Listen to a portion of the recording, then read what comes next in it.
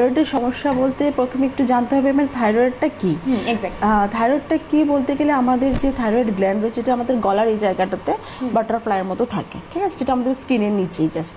তো সেখান থেকে কিন্তু আমাদের থাইরয়েড হরমোনটা উৎপন্ন হয়। এবার এই যে হরমোনটা সেটা কিন্তু খুব ভাইটাল হরমোন, কেন কিনা থাইরয়েড যখন ডিসব্যালেন্স হয় তার সঙ্গে কি হয় আমাদের বডিতে বিভিন্ন ধরনের রোগের সৃষ্টি হয়। আর সেখানে কিন্তু এই যে থাইরয়েডটা শুরু হচ্ছে ইনফ্যান্ট থেকে বৃদ্ধ অবধি সবাইকে কিন্তু অ্যাফেক্ট করছে।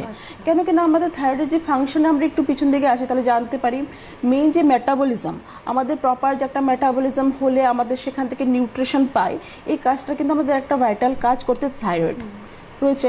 বাচ্চাদের যে গ্রোথ অ্যান্ড ডেভেলপমেন্ট আমি বলি, বড়দের ক্ষেত্রে আমরা জানি একটা বয়স অবধি আমাদের গ্রোথ হয়, ডেভেলপমেন্ট হয়, সেখানে কিন্তু থাইরয়েড গ্ল্যান্ডটা আমাদের কাজ করছে।